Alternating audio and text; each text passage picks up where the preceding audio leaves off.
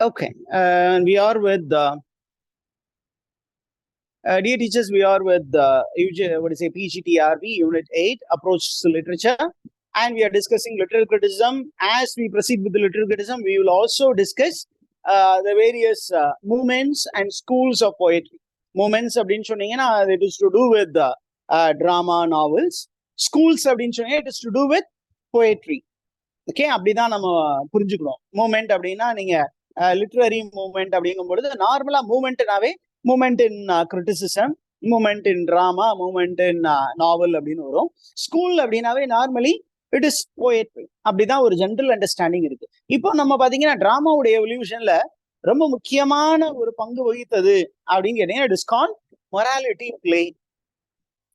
What is morality play அப்படின்னு கேட்டீங்கன்னா it's a type of play where the characters are abstract qualities. Normally it is virtue and vices. It's a kind of allegorical drama. Allegorical na enna?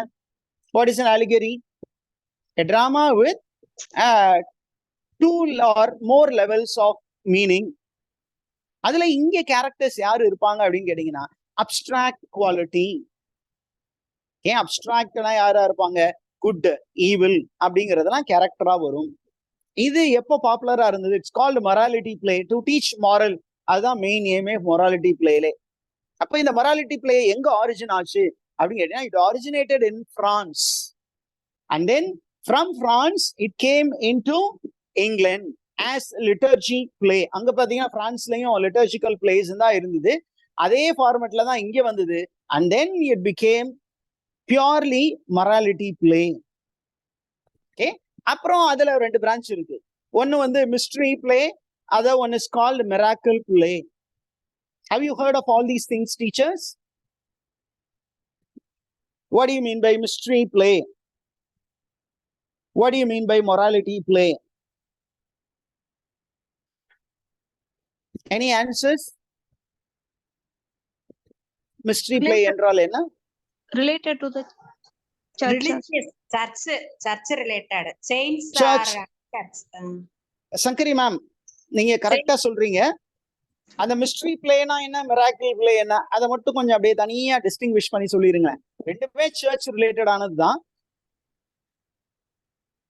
Mystery play na saints are acted. சர்ச்சுக்குள்ள நடைபெறும். வந்து சர்ச்ல தான் எல்லாமே நடந்துச்சு. இந்த mystery அப்படின்னு சொன்னீங்கன்னா பைபிள்ல இருக்கக்கூடிய அந்த நிகழ்வுகள் அது மட்டும்தான் ஃபோக்கஸா இருந்தது. பைபிள் ஸ்டோரிஸ் பிகினிங் கிரியேஷன்ல இருந்து அப்படியே ஜீசஸ் கிரைஸ்டுடைய பேஷன் அது ஃபுல்லா வர்றது எல்லாமே it's call mystery play. Miracle play அப்படின்னாவே அந்த செயின்ஸ், அந்த miracles work by the saints. இதுதான் டிஸ்டிங்ஷன். அப்போ யாரு ஃபர்ஸ்ட் பிளே ஆக்டர்ஸ் அப்படின்னு கேட்டீங்கன்னா it was only the clergymen who were the actors. அதுக்கப்புறம் தான் டவுன் கில்ஸ். இது எல்லாமே நமக்கு அழகா ஹட்சன் புத்தகத்துல அழகா கொடுத்திருப்பாரு. நமக்கு தேவை மொராலிட்டி பிளே. மொராலிட்டி பிளேல ரொம்ப ஃபேமஸான பிளே என்ன அப்படின்னு கேட்டீங்கன்னா the Every Man. Every Man, the summoning of Every Man, which was published, which was very popular during the 15th century and early part of the 16th century வரைக்கும் ரொம்ப பாப்புலரா இருந்த play வந்து every man. And every man யாரு அப்படின்னு கேட்டீங்கன்னா he is a particular character and he is a universal character. எல்லாமே நீங்களும் நானும் தான் எவ்ரி மேன். நம்ம எல்லாம் பண்ணிட்டு இருக்கோம் அப்படின்னா நம்ம நினைச்ச மாதிரி வாழ்க்கையை வாழ்ந்துட்டு இருக்கோம். கடவுள் என்ன பண்றாரு? கோமாயி டெத் அனுப்பி விடுவாரு. Death as a messenger. தம்பி வாடா என் முன்னாடி வந்து நீ இப்ப கணக்கு கொடு அப்படின்னு அனுப்பும்போது இந்த எவ்ரி மேன் வந்து ரொம்ப பதட்டம் ஆயிடுவான். அவன் ஒவ்வொருத்தர்கிட்டையா ஓடுவான். அப்படி ஓடுற மாதிரி இருக்கிற கதை தான் Everyman. What is the main focus of Everyman அப்படின்னா the main focus of Everyman is Christian salvation, மீட்பு. ஒரு கிறிஸ்தவன் தன்னுடைய வாழ்க்கையை எவ்வாறு மீட்டு எடுக்கலாம், யாரோட உதவியோடு மீட்டு எடுக்க முடியும் அப்படின்னு காட்டின ஒரு புத்தகம் தான் த சம்மனிங் ஆஃப் எவ்ரி மேன். அதுக்கப்புறம் நான் வந்து அப்படியே ஸ்கூல்ஸோட அப்படியே கொஞ்சம் அப்படிதான் கொண்டு போயிருப்பேன். ஒவ்வொரு ஏஜோட அப்படி கொண்டு போகும்போது எந்தெந்த ஸ்கூல்ல அங்க உள்ள இன்சர்ட் பண்ணலாம் அப்படிங்கும்போது இந்த டாபிக்ஸ் எல்லாமே மிங்கிள் பண்ணி தான் கொண்டு போயிருப்பேன். So please make note of this. This is one of the very important school of poetry. What is it called? University wits. இவங்க வந்து ஸ்கூல்லயும் வருவாங்க, மூமெண்ட்லயும் வருவாங்க. dramatic movement, university wits. Are you there, teachers? University wit is a very major movement in drama. Okay, university wit, what is the meaning அப்படின்னா, university அப்படின்னா the writers or the dramatists who belong to either Oxford University or Cambridge University. அவங்க Oxford யூனிவர்சிட்டியில ஸ்காலரா இருந்திருப்பாங்க அல்லது Cambridge யூனிவர்சிட்டியில படிச்சிருந்திருப்பாங்க. அப்படி இருந்த group of dramatists, they are popularly known as university wits. Witsனா intellectualsனு அர்த்தம். University graduates who were dramatists in the எந்த செஞ்சுரியில வருவாங்க இவங்க? எந்த ஏஜ்ல வருவாங்க? இங்கிலீஷ்ல எலிசபெத்தன் dramatists. ஓகே, அண்ட் இவங்களுடைய மேஜர் கான்ட்ரிபியூஷன் டு டிராமா என்ன அப்படின்னா, they introduced romantic drama into English theater. Romantic drama introduce பண்ண பெருமை இந்த நபர்களுக்கே சாரும்.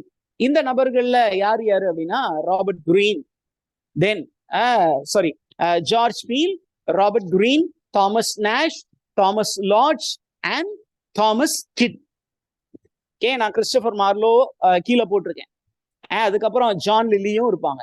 இதுல ரொம்ப முக்கியமா நான் ஒரு 2 பேரை வந்து ஹைலைட் பண்ணி வச்சிருக்கிறேன். யாரு? Robert green. Why can somebody give me the reason why I have given the name in bold face? Because he criticized Shakespeare. Beautiful. He criticized William Shakespeare as an upstart crow.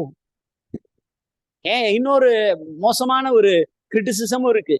என்ன சொன்னாருன்னா, he called Shakespeare as shake scene. Scene போடுறவன். That is the comment made by Robert Greene. Okay, and Thomas Kidd. Why have I given the name in boldface? Tragedy. Spanish tragedy. And he is not to be ranked among university wits அப்படின்னு ஒரு சில critics சொல்லியிருக்காங்க. ஏன் அப்படின்னா, he was not a Oxford scholar or a Cambridge scholar. He was not even a graduate. அவரு யூனிவர்சிட்டிக்கே போகல அப்படின்னு critics சொல்றாங்க. Historians, they say Thomas Kidd was not a university graduate. அதனால இவரை வந்து யூனிவர்சிட்டி விட் அப்படிங்கிற டாபிக் உள்ள வைக்க முடியாது. But then he is known to have introduced or perfected revenge tragedy into English. அதனால அவர் என்ன பண்றாங்க, இவரை தூக்கி யூனிவர்சிட்டி விட்ஸ்லயும் வைக்கிறாங்க. ஏன்னா அவர் அந்த பீரியட்ல வர்றாரு. அதனால இவரை வந்து யூனிவர்சிட்டி விட்ஸ்ல வைக்கலாம். 2வது, இவர் வந்து கிறிஸ்டோபர் மார்லோடைய roommate. He was a roommate of Christopher Marlowe. So people believe that he must have been associated with the university wits. அதனால அவரை யூனிவர்சிட்டி விட் கேட்டகரியில வைக்கிறாங்க. ஆனா honestly speaking, he is not to be placed under university wit. அவர் லாஸ்டா தான் தூக்கி போட்டு வைக்கணும். சரி, நம்ம வந்து ஜான் லில்லியுடைய மேஜர் கான்ட்ரிபியூஷன் என்ன அப்படின்னு கேட்டீங்கன்னா, John Lyly wrote allegorical and mythical plays. அவருடைய பிளேஸ் எல்லாமே அலகாரிக்கலா இருக்கும் அண்ட் மித்திக்கலா இருக்கும் அப்படிங்கிறது இருக்கு. அவரு பார்த்தீங்கன்னா, he is the master of romantic comedies. He is the master of romantic comedy, and William Shakespeare borrowed the plot of As You Like It from John Lilly. John Lilly As You Like It-க்கு inspiration யாரு அப்படின்னா John Lilly தான். Okay, and John Lilly is the master of prose அப்படின்னு சொல்லுவாங்க. John Lilly is the master of prose and verse. ரெண்டையும் mingle பண்றது யாரு வந்து எக்ஸ்பர்ட் அப்படின்னா John Lilly. அந்த கான்செப்டை தான் ஷேக்ஸ்பியர் எடுத்து As You Like It அப்படிங்கிற பிளேல பயன்படுத்தி இருந்தார். அதனாலதான் நான் வந்து ஒரு சின்ன ஒரு இன்ட்ரோ கொடுப்போம். John Lilly is the master of prose and verse mingling. Have you made note of it, teachers? Yes, sir. Okay. Now, moving to Thomas Kidd. Thomas Kidd பத்தி நம்ம ஏற்கனவே நிறைய பார்த்துட்டோம். அவரு he is associated with revenge tragedy in English. He developed psychotrauma type of tragedy. அப்படின்னா psychologically troubled character. ஏதோ ஒரு trauma அப்படின்னா ஏதாவது ஒரு bad happening, and because of which a psychological disturbance takes place in the character, and because of which a tragedy follows. நம்ம பார்த்த இந்த Spanish tragedy அப்படிங்கிற பிளே பார்த்தோம். அதுல ஹேரோனிமோ has a trauma. என்ன trauma? He has lost his son, and because of the loss of the son, he becomes psychologically imbalanced, or he pretends to be imbalanced, and his action leads to the death of many characters. அந்த மாதிரி ஒரு டிராமாவை உருவாக்கின பெருமை Thomas கிட்டை சேரும். Okay, now going to the next one, George Peele. George Peele என்ன type of writer அப்படின்னா, a man who was known for ornamentation. Ornamentation, exaggerated diction, that is called ornamentation. ரொம்ப ஃப்ளவரி ஸ்டைல், ரொம்ப highly poetic style of words. அதை அதிகமா பயன்படுத்தினது யாரு அப்படின்னா George Peele. அவருடைய ஃபேமஸ் ஒர்க் என்ன அப்படின்னா, இதுவும் நெட் எக்ஸாம்ல அடிக்கடி கேட்டுட்டு இருக்காங்க. The arraignment of Paris, which is a romantic comedy. Then the old wives tale as satire. இது எல்லாத்தினுடைய உரிமையாளர் வந்து ஜார்ஜ் பீல். அடுத்தது தாமஸ் லாட்ஜ். தாமஸ் லாட்ஜுடைய ஒரே ஒரு பிளே தான் அவர் எழுதியிருக்காரு. அந்த play was very popular, the wounds of civil war, 1594. And he is one of the collaborators of William Shakespeare. ஷேக்ஸ்பியரோடு சேர்ந்து அவர் என்ன பண்ணியிருக்காரு, he has produced place.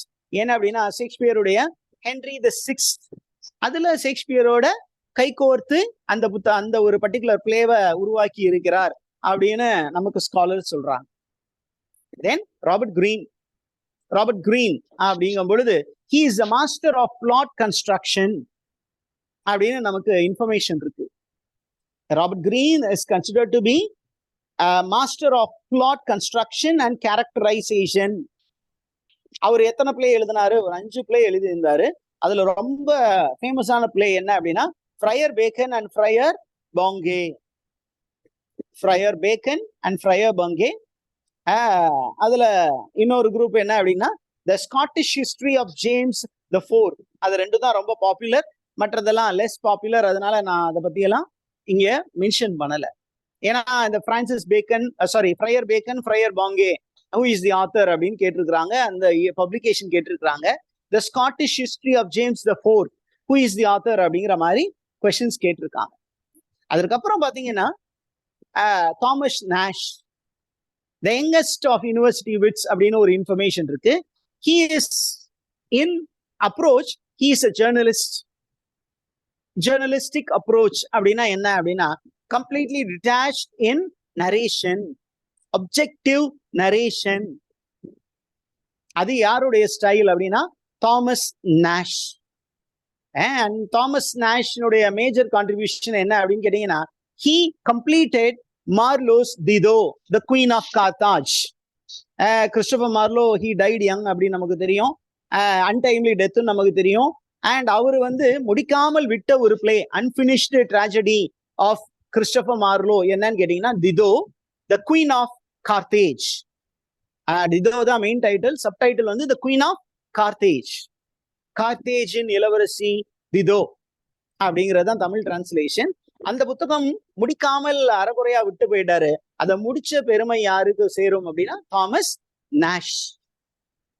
Okay, அதற்கப்புறம் நம்ம இதை பத்தி ஏற்கனவே பார்த்துட்டோம். அடுத்த ஒரு ஸ்கூலுக்கு போயிடுவோம், அப்படியே கிரிட்டிசிசத்துக்குள்ள வருவோம் கொஞ்சம்.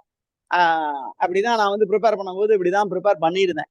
Okay, so the next important school நமக்கு ஏறக்குறைய ஒரு 17th centuryல ரொம்ப முக்கியமான ஸ்கூல் ஆஃப் போயட்ரி. என்ன school? Metaphysical school of poetry. Metaphysical அப்படின்னு சொன்னீங்கன்னா it comes from 2 words. Metaphysical, meta means above, பிசிக்கல்னா above mundane, above earthly things. That is called metaphysical. சரி, மெட்டாபிசிக்கல் அப்படிங்கும் பொழுது whom do we refer to அப்படின்னா a group of writers in the 17th century. What did they do அப்படின்னா these poets, they combined a direct language with ingenious images taken from various disciplines.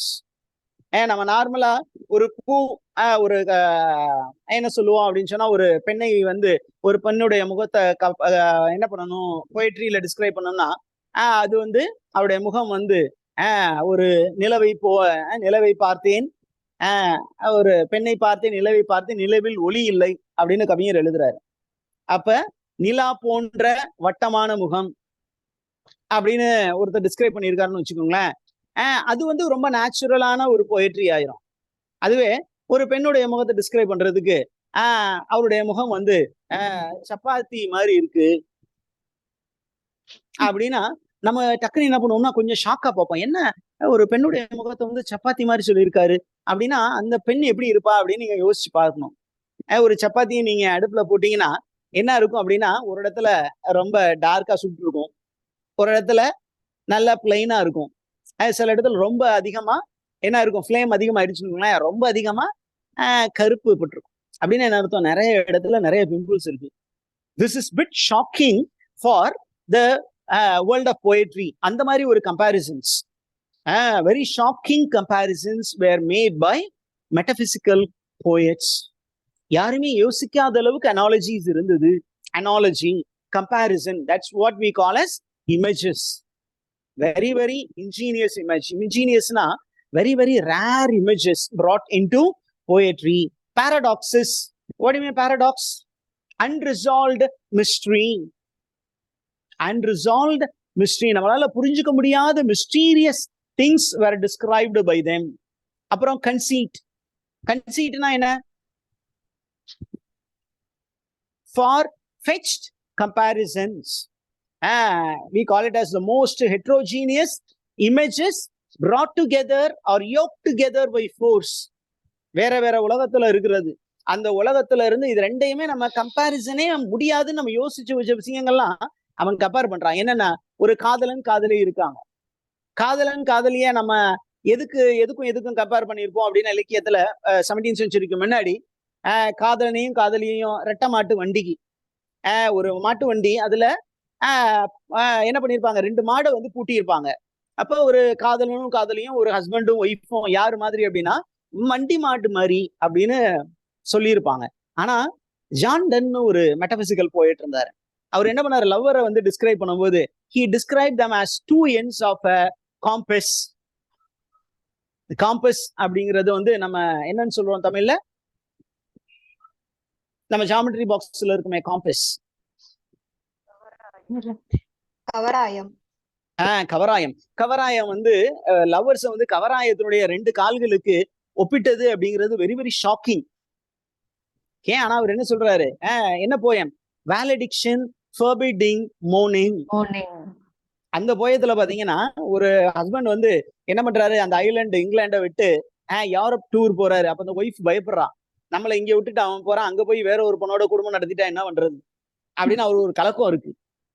அப்ப அந்த கலக்கத்தை போக்குறதுக்கு என்ன சொல்றான், அம்மா நீ கவலைப்படாத, நம்ம 2 பேரும் காதலால ஒன்னாயிட்டோம், நான் எங்க போனாலும் சரி என் மனசெல்லாம் ஒன்ன சுத்தி தான் வந்துகிட்டே இருக்கும், நீ தான் ஃபிக்ஸ்டு எண்டு, நான் வந்து இந்த மூவிங் எண்டு. நம்ம அது போடும்போது ஒரு சர்க்கிள் போடும்போது ஃபிக்ஸ்டு எண்டை ஒரு பக்கம் வச்சிருவோம், அந்த மூவிங் எண்டு அந்த ஃபிக்ஸ்டு எண்டை சுத்தி வந்தா தான் வட்டம். அப்ப நான் எங்க போனாலும் என் மனசு உன்னை சுத்தி தான் வரும், அதனால அழுகாத, அழுவு முஞ்சா இருக்காத, சிரிச்சு என்னை வழி அனுப்பு, நீ அழுதினா நான் போய் அங்க ஏதாவது ஒரு குடும்பம் நடத்திடுவேன் அப்படின்னு அவன் மறைமுகமா மிரட்டான். This kind of imagery was very very shocking. அப்ப உங்களுடைய மெயின் கான்ட்ரிபியூஷன் என்னன்னா, their poetry was highly philosophical.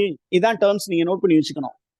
They began the poem with a note of shock. Their poem is filled with the theme of love. It was highly philosophical, intellectual. மேஜரா நிறைய paradox இருக்கும், நிறைய பன்னு use பண்ணியிருப்பாங்க, play with words, ரொம்ப ரொம்ப shocking images உள்ள இருக்கும். அந்த மாதிரி ஒரு குரூப் ஆஃப் போயட்ஸ் வந்து மெட்டபிசிக்கல் போயட்ஸ். வேற டிபார்ட்மெண்ட்ல இருந்து டேர்ம்ஸ் எல்லாம் யூஸ் பண்ணியிருப்பாங்க. இப்போ லவர்ஸை வந்து டிஸ்கிரைப் பண்றதுக்கு என்ன பண்ணியிருப்பாங்க, பாட்னில இருந்து டேர்ம்ஸ் எடுத்திருப்பாங்க, லீகல் டேர்ம்ஸ் எடுத்திருப்பாங்க, மெட்டலர்ஜில இருந்து டேர்ம்ஸ் எடுத்திருப்பாங்க. மெட்டலர்ஜினா உலோகவியல், அந்த உலோகங்கள் வந்து ரெண்டும் மிக்ஸ் ஆகி கலந்து இது எந்த மெட்டல் அப்படின்னு கண்டுபிடிக்க முடியாத அளவுக்கு இது ஏற்கனவே சங்க இலக்கியங்கள்ல நம்ம இருக்கு. நம்ம பாத்தீங்கன்னா செம்புல பேநீரர் அப்படின்னு ஒரு கவிஞரை சொல்லுவோம் அகம் லிட்ரேச்சர்ல. கேள்விப்பட்டிருக்கீங்களா? செம்புல பெயநீரர் குறிஞ்சி பாட்டுல வரும். குறிஞ்சி பாட்டுல மலை சார்ந்த பகுதி தானே குறிஞ்சி திணை. அதுல அவர் வந்து இதே கான்செப்ட் தான் அங்க மெட்டபிசிக்கல் போயட்ஸ் சொன்னது. அது வந்து நம்ம சங்கம் லிட்ரேச்சர்ல இருக்கு. சங்கம் லிட்ரேச்சர்ல அதே மாதிரிதான் ஒரு தலைவன் தலைவி அவங்க 2 பேரும் ஏற்கனவே என்ன பண்ணிட்டாங்க அப்படின்னா, அந்த நம்ம சொல்றோம் இல்லையா, we call it as கலவியல்னா மேரேஜுக்கு முன்னாடியே அடிக்கடி சந்தித்து பேசுறது, உறவாடுவது, அந்த மாதிரி உறவாடுல இருக்கான். அப்ப அந்த ஹீரோயின் வந்து கொஞ்சம் பயப்படுறான், நம்மளை கை விட்டுட்டு ஓடி போயிடுவானோ இவன், எல்லாத்தையும் முடிஞ்சிருச்சு ஏறக்குறைய மேரேஜுக்கு முன்னாடியே, இவனை விட்டு நம்மளால இருக்க முடியாது, இப்ப நம்ம கிட்ட இருந்து இவன் போயிடுவானோ அப்படின்னு யோசிக்கும் போது அவர் சொல்றான் அழகான ஒரு போயம், யாயும் யாயும் யா ஈரோ எந்தையும் உந்தையும் அப்படின்னு சொல்லி ஒரு போயம் இருக்கு. அதுல பாத்தீங்கன்னா ஒரு அழகான இமேஜரி இருக்கு. செம்புல பெய நீர் போல் அப்படின்னு வரும். செம்புல பெய நீர்னா ஒண்ணும் இல்ல, மேல இருந்து வரக்கூடிய அந்த மலை கீழே இருக்கக்கூடிய அந்த செம்மண்ணில் பட்டு கலந்து எப்படி அதை பிரிக்க முடியாதோ, மலையையும் அந்த தண்ணீரையும் பிரிக்க முடியாது, அந்த மாதிரி நீயும் நானும் மனசால கலந்துட்டோம், கவலைப்படாத, நம்ம வேற குலத்தை சேர்ந்தவனாலும் சீக்கிரம் இது மாதிரி ரியலா ஃபேமிலியா மிங்கிள் ஆயிரும். இப்ப நம்ம 2 பேரும் as 2 bodies we are mingled and become one spirit. இப்ப நம்ம குடும்பமும் ஒன்னாயிடும், அது சீக்கிரம் நடக்கும், நான் வந்து பேசுறேன், அதுக்கு முன்னாடி நான் நிறைய சம்பாதிச்சுட்டு வரணும் அப்படின்னு சொல்லிட்டு அவன் விடைபெற்று போற மாதிரி இருக்கு. இது பாத்தீங்கன்னா தி இமேஜரி இஸ் வெரி ஸ்ட்ராங். அங்க லேண்ட் இமேஜரி உள்ள கொண்டு வராரு. இவங்க பாத்தீங்கன்னா வேற பிரான்ச்ல இருந்து இமேஜரிஸ் கொண்டு வந்திருப்பாங்க. That is the greatness of metaphysical poets. சரி, இப்ப இந்த மெட்டபிசிக்கல் போயட்ஸ் அப்படின்னு வரும் பொழுது இந்த டேர்ம் வந்து யாரு காயின் பண்ணது? Who coined the term metaphysical? Who coined the term metaphysical? Dr. Samuel Johnson coined the term metaphysical poetry. In which book அப்படின்னு கேட்டீங்கன்னா அவர் எழுதின ஒரு புக் இருக்கு. The book is Lives of Most Eminent English Poets. Lives of நம்ம என்ன சொல்றோம், doctor Samuel Johnson's லைவ்ஸ்ன்னு சொல்லுவோம், lives of English போயட்ஸ்ன்னு சொல்லுவோம். ஆனா ஒரிஜினல் டைட்டில் வந்து lives of most eminent English poets, which was அங்க ஒரு எரர் இருக்கு, 17 அப்படின்னு வரும். ஓகே, ஆனா அந்த இயர்ல தப்பு இருக்கு, அதனால அதை நோட் பண்ணி வச்சுக்கோங்க. ஓகே, கைண்ட்லி பர்ஃபெக்டட், கரெக்டான இயர் நோட் பண்ணி வச்சுக்கோங்க. அவரை பொறுத்த மட்டும் he observed, அதுல வந்து ஒரு புக் இருக்கு. அந்த புக்ல he was speaking about Abraham Cavale. யார பத்தி பேசும்பொழுது மெட்டபிசிக்கல்னு பேசுறாரு. He coined the term metaphysical while speaking about the life of Abraham Cavale. அவரை பொறுத்த மட்டும் Cavale is the best metaphysical poet and John Donne is not so much celebrated by Dr. Samuel Johnson. ஆனா who is considered to be the leader of metaphysical poets அப்படின்னா John Donne. Okay, John Donne. Okay, but John Donne is generally accepted to be the leader of metaphysical school of poetry. ஆனா doctor Samuel ஜான்சனை பொறுத்த மட்டும் யாருதான் leader of metaphysical school of poetry? Abraham Cowley. இப்ப Dryden என்ன பண்றாரு? ட்ரைடனை பொறுத்த மட்டும் John Donne is the best metaphysical poet. அப்ப அவரை பத்தி சொல்லும்போது ஒரு கொட்டேஷன் அழகா சொல்றாரு. It's Dryden. He affects the metaphysics not only in his satires but in his amorous verse. Love poetry, John Donne எழுதின டைப் ஆஃப் போயட்ரி. என்ன type of poetry அப்படின்னா satire எழுதியிருக்காரு, லவ் போயம்ஸ் எழுதியிருக்காரு. S Sankari ma'am. He affects the metaphysics not only in his satires but in his amorous verse. Amor அப்படின்னா amor அப்படின்னா லவ்னு அர்த்தம் லாட்டின்ல. Love போயத்துல கூட என்ன பண்றாரு? He has used metaphysical elements. அவர் என்ன பண்ணாராம்? He perplexes the mind of the fair sex with nice speculations of philosophy. இது எல்லாமே ஒவ்வொரு எலமெண்ட் மெட்டபிசிக்கல் பொறுத்து என்ன பண்ணுவார்னா, he will perplex the mind அப்படின்னா நம்மளை வந்து அப்படியே பயங்கரமா ஷாக் ஆக்கி விட்டுருவாரு. அவர் யூஸ் பண்ணக்கூடிய இமேஜஸ் என்ன விஷயத்தினால ஷாக் பண்ணுவாரு? By the usage of philosophy அப்படின்னு ஜான்டனை பத்தி ஒரு ஸ்டேட்மெண்ட் இருக்கு. இப்ப நமக்கு மெட்டபிசிக்கல் அப்படின்னு பேசும் பொழுது, மெட்டபிசிக்கல் போயட்ஸ் படிக்கும்போது there is the reference to this man called Drummond of Hawthorne. How is Drummond of Hawthorne related to metaphysical school of poetry? இப்படின்னு நெட்ல ஒரு 3 தடவை கேட்டிருக்காங்க கொஸ்டின். நெட் எக்ஸாம்ல 3 தடவை கேட்டிருக்கிறாங்க. William Drummond of Hawthornden. ஏன் அப்படின்னு கேட்டீங்கன்னா, இவர் வந்து ஒரு Scottish writer. William Drummond of Hawthornden அவர் என்ன பண்ணியிருக்காரு, ஏறக்குறைய 1630 ஆண்டு ஒரு ஸ்காட்டிஷ் ரைட்டர் என்ன பண்ணியிருக்காருன்னா, he used the term metaphysical. He used the term metaphysical in order to, while making a review of contemporary poetry, அவர் என்ன பண்ணாருன்னா, இங்கிலாந்துல இருந்த போயட்ரியை பத்தி பேசும்பொழுது என்ன சொல்றாருன்னா, I have observed a kind of abstract poetry, okay, called metaphysical ideas and scholastic curiosities in England. அப்படி சொல்லும் பொழுது ஒரு குரூப் ஆஃப் ரைட்டர்ஸ் இருக்காங்க சார், அவங்க ரொம்ப வித்தியாசமா மெட்டபிசிக்கல் அப்டிராக்ட் கான்செப்ட்ஸ் வச்சு போயம் எழுதுறாங்க. ஐ ஹவ் அப்சர்வ்ட் இட்னு அந்த மெட்டபிசிக்கல் அப்படிங்கிற வேர்டை 1630 ஆண்டு பயன்படுத்தி இருக்கிறார். அந்த வகையில Drummond of Hawthornden is related to metaphysical school of poetry. அவங்கள பத்தி ஒரு கமெண்ட் பண்ண ஒரு ரைட்டர். இந்த ஐடியா கிளியரா இருக்கா? பட் யார் ஃபர்ஸ்ட் யூஸ் பண்ணாங்கன்னா sir, the first one use பண்ணது யாரு? ஒரு passing comment made by William Drummond of Hawthornden. அத பத்தி மென்ஷன் பண்ணது யாரு? Doctor Samuel Johnson. ஆனா the term metaphysical அப்படிங்கிற டேர்ம் இருக்கு இல்லையா, அதை காயின் பண்ணது யாரு? Doctor Johnson sir. Doctor Johnson, he referred to it. Who was the first one to coin it? Dryden. Metaphysics, the word coined by John Dryden. John Dryden. The term was coined by John Dryden. அந்த மெட்டபிசிக்ஸ் ஸ்கூலை பத்தி refer பண்ணது John ton இவர் பண்ணியிருக்காரு, doctor Samuel Johnson. அதற்கு முன்னாடி William ட்ரமண்ட் என்ன பண்ணியிருக்காரு, ஸ்காட்டிஷ் ரைட்டர். அவரும் என்ன பண்ணார், மெட்டபிசிக்கல் அப்படிங்கிற வேர்டை பயன்படுத்தி இருக்கிறார். இது மூணுக்கும் டிஸ்டிங்ஷன் நமக்கு தெரியணும், ரைட்டா? He affects the metaphysics அப்படின்னு சொன்னது யாரு? John Triton. Yeah. Now அடுத்த school போயிடுவோமா? Yes sir. Okay, what is the time? 7:48. Okay teachers, today we will stop here. Next classல கொஞ்சம் கொண்டு போவோம். It's gone beyond.